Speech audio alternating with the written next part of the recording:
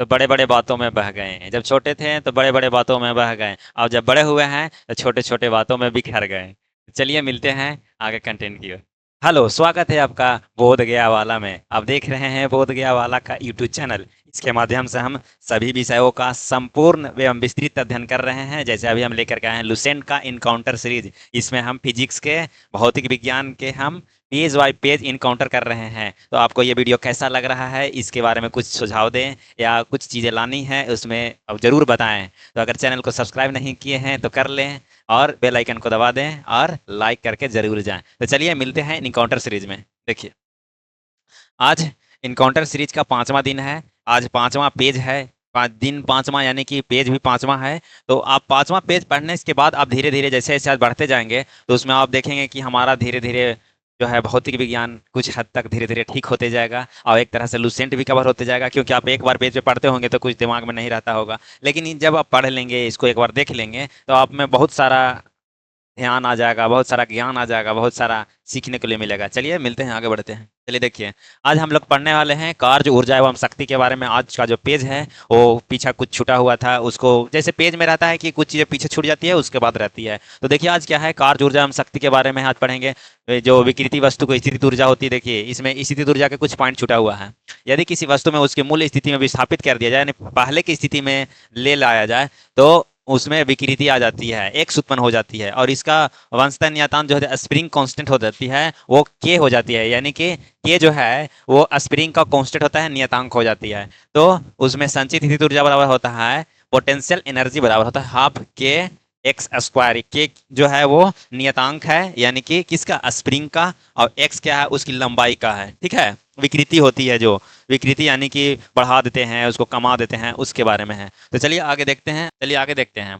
ऊर्जा संरक्षण का नियम, law of conservation of energy. ऊर्जा न तो उत्पन्न की जा सकती है और न ही नष्ट की जा सकती है। ऊर्जा केवल एक रूप से दूसरे रूप में क्या हो सकती है, परिवर्तित की जा सकती है। जब भी ऊर्जा किसी रूप से लुप्त होती है, तब ठीक उतना ही ऊर्जा अन्य रूपों में प्रकट होती है, यानी दूसरे रूपों में प्रकट होती है। अतः विश्व की संपूर्ण जो ऊर्जा का परिमाण जो होता है वो क्या होता है, स्थिर होता है। एक जगह से दूसरी जगह क्या हो जाते हैं, शिफ्ट हो जाते हैं। और एक जगह लुप्त हुआ तो एक जगह जाके प्रकट हो गया। इसीलिए क्या है कि विश्व की संपूर्ण ऊर्जा का परिमाण स्थिर रहता है। इसी ही ऊर्जा का संरक्षण के नियम कहते हैं। चलिए आगे देखिए क्या है, कि जैसे ऊर्जा का रूपांतरण होता है, तो ऊर्जा को रूपांतरण करने वाले कुछ उपकरण हैं। जैसे में हम देखेंगे कि डायनमो डायनमो है जो जनरेटर को कहते हैं। जैसे हम उस पे मैकेनिकल एनर्जी यानी यांत्रिक ऊर्जा देते हैं, यांत्रिक एनर्जी देते हैं, जैसे उसको चलाते हैं। क्या है, उसमें एनर्जी देते हैं जनरेटर में। जैसे डायनमो पहले बैटरी चार्ज होती थी, अभी भी जनरेटर चलता है तो उसको हम यांत्रिक ऊर्जा देते हैं। और वो हमें क्या देता है, वो हमें देता है क्या, विद्युत ऊर्जा देता है। विद्युत ऊर्जा से हमसे बहुत सारे चीज़ों को डेकोरेशन करने में, साउंड में, इसमें इस्तेमाल करते हैं। तो डायनमो क्या करती है कि आंतरिक ऊर्जा को विद्युत ऊर्जा देती है। और मोमबत्ती क्या करती है, मोमबत्ती जलने से रासायनिक ऊर्जा जो होती है, रासायनिक क्रिया होती है, उससे प्रकाश और हमें ऊर्जा मिलती है। ये हम ऊर्जा का रूपांतरण देख रहे हैं हम। माइक्रोफोन क्या है, माइक्रोफोन ध्वनि ऊर्जा को विद्युत ऊर्जा में परिवर्तित करती है। और लाउड स्पीकर क्या है, कि विद्युत ऊर्जा को ध्वनि ऊर्जा में परिवर्तित करते हैं। यानी लाउड स्पीकर बजा रहा है, यानी कि आवाज दे रहा है, ध्वनि ऊर्जा, हम उसको विद्युत ऊर्जा देते हैं। सोलर सेल क्या है, सौर ऊर्जा को विद्युत ऊर्जा में देती है। और ट्यूबलाइट क्या है, विद्युत ऊर्जा, हम लोग उसमें करंट देते हैं, विद्युत देते हैं, तो वो क्या करती है, प्रकाश देती है, उष्मा देती है। मोटर क्या है, विद्युत मोटर, हम उसको लाइन देते हैं यानी करंट देते हैं, विद्युत ऊर्जा देते हैं, तो वो यांत्रिक ऊर्जा, यांत्रिक के माध्यम से हमें नीचे से बोरवेल से पानी निकाल करके हमको बाहर देता है, जो हम लोग घर में लगाए हुए रहते हैं मोटर, वो है विद्युत मोटर, जो है विद्युत ऊर्जा को यांत्रिक ऊर्जा में देती है हमें।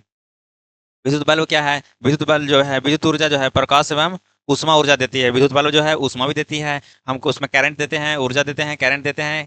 किस तरह का करंट देते हैं, करंट देते हैं, इलेक्ट्रिक भी दे सकते हैं, ये क्या बोलते हैं, एसी या डीसी दोनों दे सकते हैं। तो हमें क्या होता है, विद्युत बल्ब जो है वो क्या करते हैं, प्रकाश एवं उष्मा ऊर्जा देते हैं। ठीक है, विद्युत सेल क्या करती है, रासायनिक ऊर्जा को विद्युत ऊर्जा में परिवर्तित करती है। और सितार क्या है, सितार जो है यांत्रिक ऊर्जा को ध्वनि ऊर्जा में परिवर्तित करती है। तो हम कुछ देखें, जो लुसेंट में दिया हुआ था, 10 पॉइंट था कि 1 से लेकर 10 तक में कुछ ऊर्जा का रूपांतरण है। जैसे पूछेगा मोमबत्ती क्या करती है, तो मोमबत्ती पूछेगा कि रासायनिक ऊर्जा को प्रकाश ऊर्जा में और उष्मा ऊर्जा में परिवर्तित करती है। ये आपका कुछ थोड़ा सा है, वो ज़्यादा पूछता है माइक्रोफोन और लाउड स्पीकर, मोटर और डायनमो। बाकी चीज़ तो सबको पता है, लेकिन ये चीज़ ज़्यादा जानकारी रहना जरूरी है। संवेग और गतिज ऊर्जा में संबंध के बारे में हम देख रहे हैं। तो गतिज ऊर्जा का जो सूत्र होता है, काइनेटिक एनर्जी बराबर होता है पी स्क्वायर बटा 2m होता है।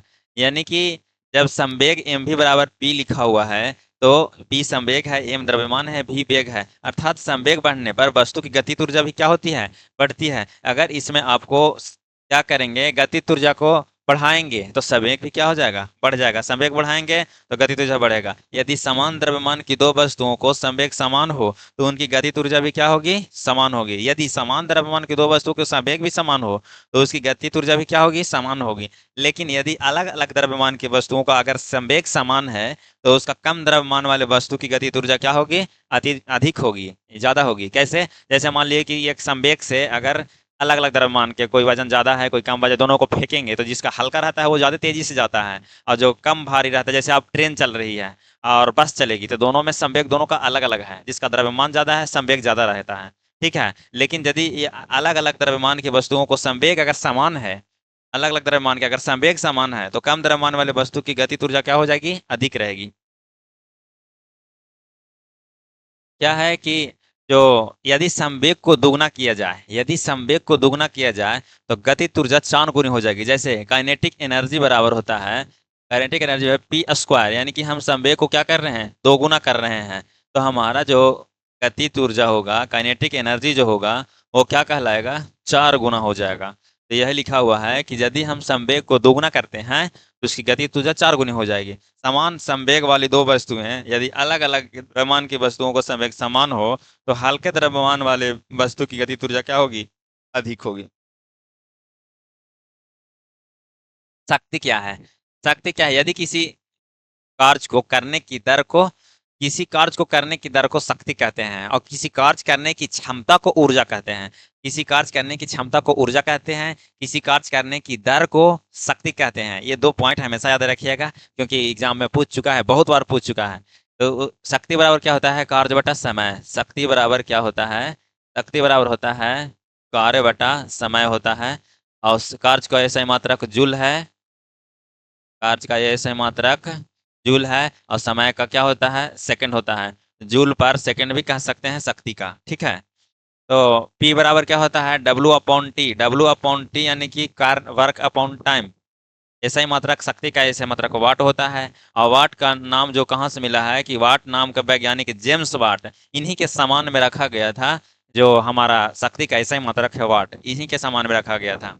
जैसे नोबेल पुरस्कार है और रेमन रेमन मैसेसे पुरस्कार है, इसी किसके नाम पे रखा गया है। ठीक ना। और महत्वपूर्ण संबंध क्या है, एक वाट बराबर क्या होता है, एक जूल सेकंड होता है। एक किलो वाट बराबर 1000 वाट होता है। और एक मेगावाट बराबर 10 के पावर 6 वाट होता है। चलिए एक अश्व शक्ति पढ़ते हैं, हॉर्स पावर पढ़ते हैं। कि शक्ति की एक अन्य इकाई होती है जिसे हॉर्स पावर कहते हैं, यानी कि अश्व शक्ति बोलते हैं। तो एक अश्व शक्ति बराबर होता है 746 वाट। अब आपको ऐसे भी पूछ सकता है कि एक वाट बराबर कितना एचपी हो सकता है, तो एक में भागा पड़ेगा, यानी कि एक एचपी बराबर है 746 वाट। ठीक है, तो एक वाट बराबर अगर पूछेगा,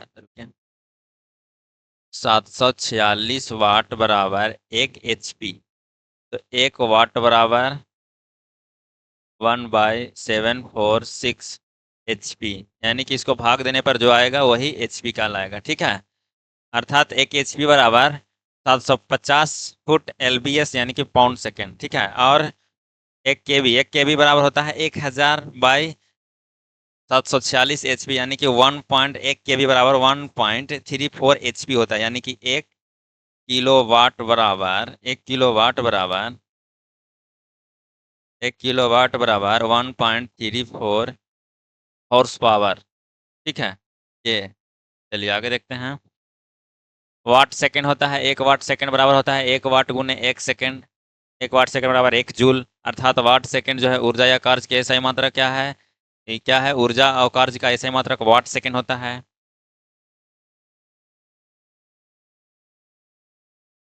ऐसे ऐसे हुआ कि P बराबर होता है W/T, यानी कि अगर W बराबर लिखेंगे तो P/T। यहीं से निकला है कि कार्य जो ऊर्जा वाला होता है तो वाट और समय, या वाट और सेकंड जो लिखा है इसी से लिखा है। अन्य महत्वपूर्ण संबंध, एक वाट घंटा बराबर 3600 जूल, एक किलोवाट घंटा बराबर 1000 वाट घंटा, और एक किलोवाट घंटा बराबर 3.6 × 10 के पावर 6 जूल। ठीक है,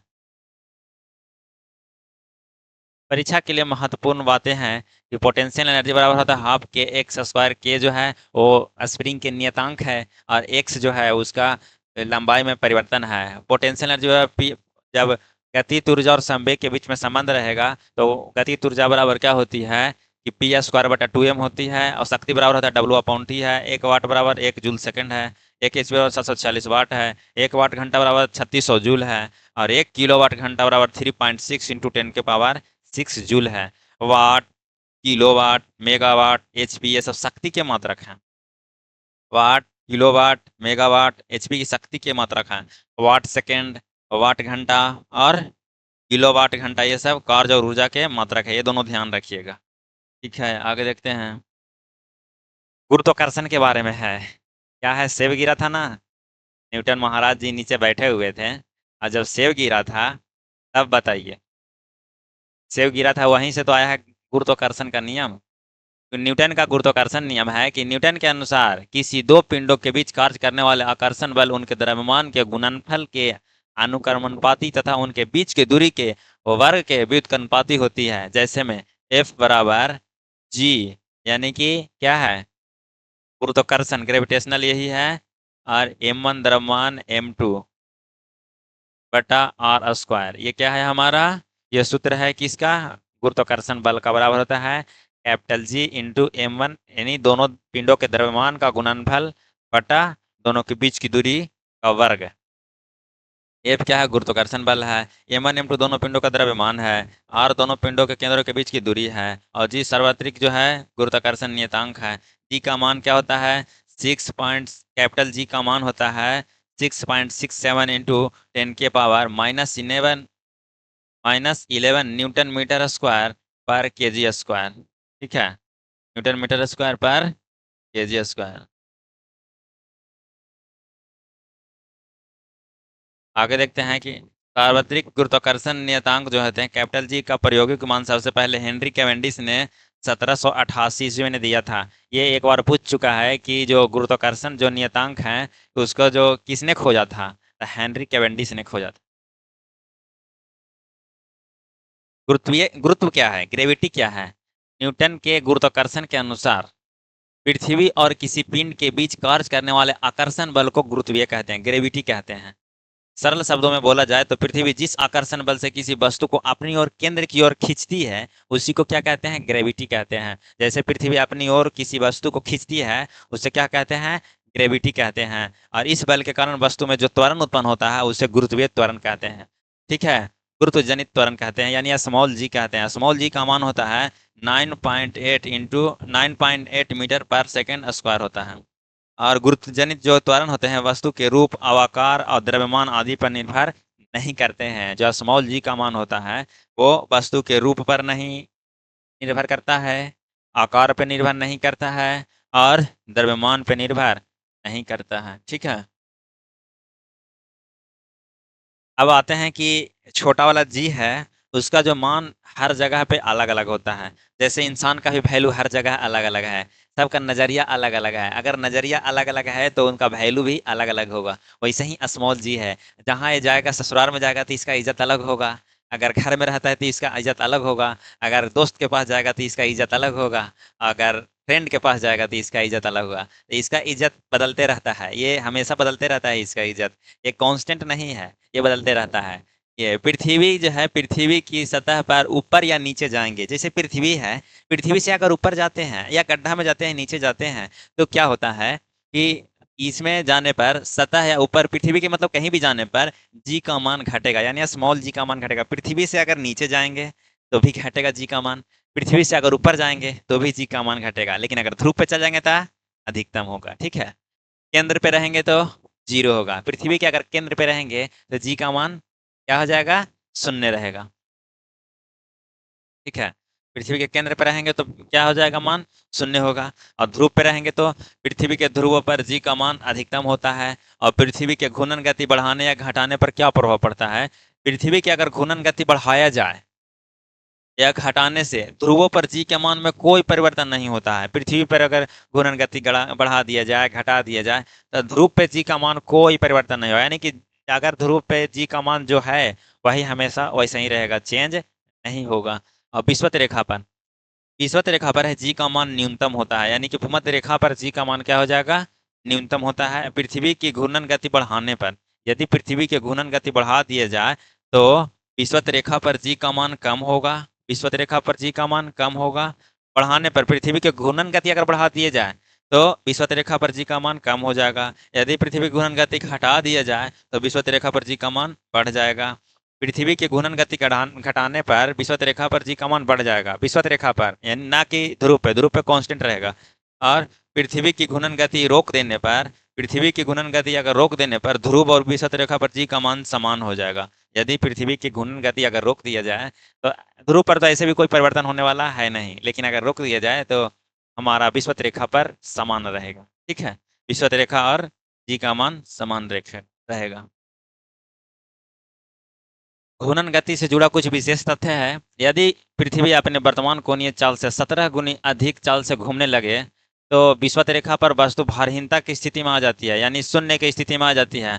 इस स्थिति में विषुवत रेखा पर जी का मान प्रभावी मान शून्य हो जाएगा, लेकिन ध्रुव पर जी का मान कोई परिवर्तन नहीं होगा। जी का मान हमेशा कोई परिवर्तन होने वाला नहीं है, क्योंकि ध्रुव पर घूर्णन के कारण उत्पन्न प्रभाव क्या हो जाते हैं, शून्य हो जाते हैं। तो ऐसी स्थिति में पृथ्वी के एक दिन की अवधि लगभग कितना हो जाएगा, मात्र 84 मिनट के हो जाएगा। ऐसी स्थिति में अगर पृथ्वी की घूर्णन गति जो है चाल जो 17 गुनी अधिक कर दिया जाए, चाल से घूमने लगे, तो ऐसी स्थिति में पृथ्वी के एक दिन की अवधि कितना हो जाएगा, 1.4 घंटा, यानी कि 84 मिनट का हो जाएगी। यदि पृथ्वी अपनी अक्ष के परितः घूमती है, यानी घूर्णन करना पूरी तरह से बंद कर दे, यदि पृथ्वी अपने अक्ष के परितः घूर्णन करना पूरी तरह बंद कर दे तो ध्रुवों को छोड़कर शेष सभी जगहों पर स्थान जी का मान क्या हो जाएगा, बढ़ जाएगा, यानी ध्रुव पे कुछ भी करेगा तो बदलेगा नहीं। लिफ्ट में पिंड का भार, जैसे लिफ्ट में पिंड मतलब कोई वस्तु, जैसे हम जा सकते हैं, आप जा सकते हैं, या कोई वस्तु रख सकते हैं, ला सकते हैं। तो लिफ्ट में किसी पिंड को प्रतीत भार जो होती है, अपेरेंट वेट होते हैं, उसकी गति की आवश्यकता पर निर्भर करता है। लिफ्ट अगर ऊपर की ओर जाती है, लिफ्ट अगर ऊपर की ओर जाती है, यदि लिफ्ट ऊपर की ओर त्वरित गति से करती है तो पिंड प्रतीत जो होता है भार बढ़ा हुआ दिखाई देगा, यानी कि पिंड क्या हो जाएगा, पिंड का वजन बढ़ा हुआ दिखेगा, लग रहा है कितना भारी हम जा रहे हैं। और लिफ्ट नीचे की ओर आती है तो लगता है कि, यदि लिफ्ट नीचे की ओर त्वरित गति करती है तो पिंड जो प्रतीत भार घटा हुआ महसूस होता है, लगता है कि हमारे में कुछ वजन ही नहीं है। जैसे झूला पर झूले हैं, झूला पर झूलने जैसे लिफ्ट के जैसा ही सिमिलर है, थोड़ा सा ऊपर जाते हैं तो लगता है कि भारी लगा, अच्छा लगता है, और जब नीचे आता है तो लगता है कि जान ही नहीं है, शून्य हो गया। लिफ्ट समान वेग से ऊपर या नीचे चलती है। यदि लिफ्ट जो सामान्य वेग से ऊपर या नीचे गति करती है तो पिंड के भार में कोई परिवर्तन नहीं होगा। जब समान वेग रहेगा तो त्वरण होगा ही नहीं। और यहाँ क्या बोला है कि यदि लिफ्ट ऊपर की ओर त्वरित गति से करती है, त्वरित गति से करेगी तो फिर जो है भार जो है बढ़ा हुआ महसूस होगा, और नीचे आएगी तो घटा हुआ महसूस होगा। लेकिन यदि समान वेग से ऊपर या नीचे गति करेगी तो पिंड के भार में कोई परिवर्तन नहीं होगा। लिफ्ट की डोरी अगर टूट जाए, लिफ्ट की डोरी अगर टूट जाए तो, यदि नीचे उतरते समय लिफ्ट की डोरी टूट जाए तो लिफ्ट और पिंड मुक्त अवस्था में मुक्त पतन होते हैं, मतलब जैसे हम लोग कोई वस्तु छोड़ते हैं ना, तो ऐसा ही मुक्त अवस्था में पतन की स्थिति में आ जाते हैं। और इससे लिफ्ट में अंदर पिंड जो होती है, पिंड का जो प्रतीत भार होता है वो शून्य हो जाता है। इसे भारहीनता को, वेटलेसनेस की स्थिति कहते हैं। शॉर्ट में देख लीजिए, सुपरविजन कैपिटल जी का मान 6.6 इंटू 10⁻11 न्यूटन मीटर स्क्वायर पर केजी स्क्वायर। स्मॉल जी का मान 9.8 मीटर पर सेकंड स्क्वायर है। और कैपिटल जी जो है सार्वत्रिक गुरुत्वाकर्षण नियतांक है, ये सभी जगह क्या हो जाते हैं, स्थिर रहते हैं। और स्मॉल जी जो है वो गुरुत्व जनित त्वरण है। और जी का प्रायोगिक मान हेनरी कैवेंडिश ने 1788 ईस्वी में दिया था। और पृथ्वी के केंद्र पे जी का मान शून्य होता है, ध्रुव पे जी का मान अधिकतम होता है, विषुवत रेखा पर जी का मान न्यूनतम होता है। ऊपर पृथ्वी से अगर ऊपर नीचे जाएंगे तो जी का मान घटता है। घूर्णन गति अगर बढ़ा दिया जाए तो विषुवत रेखा पर जी का मान घटेगा। पृथ्वी की घूर्णन गति अगर घटा दिया जाए तो विषुवत रेखा पर जी का मान बढ़ता है। घूर्णन गति रुक जाए तो ध्रुव और विषुवत रेखा पर क्या हो जाएंगे, जी का मान समान हो जाएंगे। लिफ्ट ऊपर जाने, त्वरण गति से ऊपर जाने पर भार बढ़ा हुआ महसूस होगा। त्वरण गति से नीचे आते हैं तो प्रतीत भार घटा हुआ महसूस होता है। समान वेग से अगर चलते हैं तो भार में कोई परिवर्तन नहीं होगा लिफ्ट में। और लिफ्ट की डोरी अगर टूट जाती है तो प्रतीत भार शून्य महसूस होती है। तो चलिए, ये वीडियो आपको कैसा लगा। चलिए मिलते हैं नए वीडियो के साथ और नए कंटेंट में, अगला पेज में। तब तक के बने रहिए, तब तक के और सारी वीडियो को देखते रहिए। टेक केयर, बाय बाय, जय हिंद, जय भारत। अगर चैनल को सब्सक्राइब नहीं किए हैं तो कर दें, लाइक करें, कमेंट करें। फिर मिलते हैं नए वीडियो के साथ। जय हिंद, जय भारत।